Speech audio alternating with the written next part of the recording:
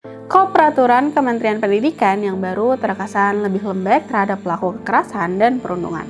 Seolah-olah kasus kekerasan bukan lagi persoalan yang sangat mendesak dan serius. Keresahan ini disampaikan influencer sekaligus pemerhati pendidikan Inalim. Lewat akun TikTok @inalim.jurusanku pada 24 Januari, dia menyoroti Permendikdasmen nomor 6 tahun 2026 yang dinilai memperlunak penanganan kekerasan di sekolah. Dia membandingkannya dengan Permendikbudristek nomor 46 tahun 2023 tentang pencegahan dan penanganan kekerasan di lingkungan satuan pendidikan atau PPKSP. Menurutnya, perbedaan keduanya sangat mencolok. Pertama, soal definisi kekerasan. Dalam aturan 2023, kekerasan disebut tegas, fisik, psikis, dan seksual, lengkap dengan contoh rinci. Kekerasan fisik mencakup tawuran, penganiayaan, bahkan pembunuhan. Kekerasan psikis meliputi mempermalukan, mengejek, dan mengintimidasi. Pesannya jelas, ini pelanggaran hak anak, bukan sekedar pelanggaran disiplin. Sementara, dalam aturan 2026, berbagai bentuk kekerasan diintegrasikan ke istilah pelanggaran tata tertib atau kode etik. Ina menilai ini sebagai pengaburan definisi. Perundungan bisa berujung fatal, dan kekerasan seksual tidak seharusnya diposisikan setara dengan pelanggaran disiplin biasa. Kedua, soal mekanisme penanganan. Aturan 2023 membentuk TPPK dan Satgas sebagai struktur formal yang relatif lebih independen. Dalam aturan 2026, peran itu diganti dengan Pokja dan pendekatan kolaboratif internal sekolah. Disinilah muncul kekhawatiran. Bagaimana jika pelakunya guru atau kepala sekolah? Siapa yang menjamin kasus tidak ditutup demi menjaga nama baik institusi? Apakah korban bisa melapor langsung atau harus melalui sekolah terlebih dahulu? Ketiga, soal sanksi. Aturan 2023 mengatur sanksi bertingkat, ringan, sedang, hingga berat. Aturan 2026 dinilai lebih lunak dan lebih mengedepankan dialog serta pendekatan restoratif.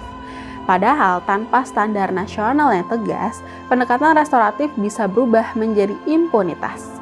Sanksi sosial berbasis kearifan lokal juga beresiko jika tidak diawasi ketat. Sanksi bisa berubah menjadi praktik mempermalukan, memberi stigma, atau bahkan persekusi terhadap anak. Kritik Inalim ini tidak muncul tanpa dasar ya. Jika kekerasan diturunkan levelnya menjadi sekedar pelanggaran tata tertib, ini bukan hanya soal istilah. Ini bisa menurunkan standar perlindungan anak secara nyata. Dua aturan ini memang berbeda pendekatan. Aturan 2023 berbasis perlindungan hak anak dengan definisi tegas. Aturan 2026 lebih menekankan budaya sekolah aman dan penanganan kolaboratif internal. Perbedaan ini menyentuh cara negara memandang kekerasan. Definisi hukum menentukan tingkat keseriusan respon. Jika kekerasan disebut sebagai pelanggaran hak anak, negara wajib hadir dengan perlindungan dan sanksi jelas. Jika dilebur menjadi pelanggaran disiplin, maknanya bisa bergeser. Kekerasan berat beresiko dipersepsikan setara dengan pelanggaran biasa. Dalam praktik kebijakan, penurunan kategori sering berujung pada turunnya prioritas penanganan. Ini berbahaya. Sekolah adalah ruang dengan relasi kuasa kuat. Murid berada di posisi paling rentan.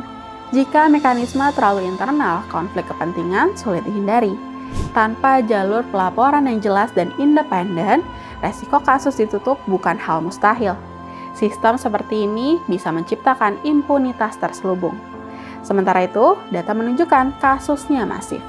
KPAI pada tahun 2023 menerima lebih dari 3.000 aduan kekerasan terhadap anak. Sebanyak 54% seksual, 27% fisik, dan 19% psikis, dan 30% terjadi di lingkungan sekolah.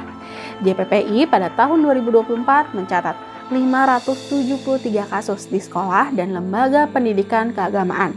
Sebanyak 42% kekerasan seksual dan 31% perundungan. Angka ini menunjukkan sekolah belum sepenuhnya aman. Karena itu, perubahan kebijakan seperti ini bukan hal sepele. Jika tidak dikawal ketat, standar perlindungan anak bisa menurun. Korban bisa makin enggan melapor. Sekolah seharusnya menjadi ruang paling aman bagi anak. Pemerintah wajib memastikan perubahan aturan tidak mengurangi perlindungan anak sedikit pun. Yuk ciptakan lingkungan sekolah yang aman dan nyaman.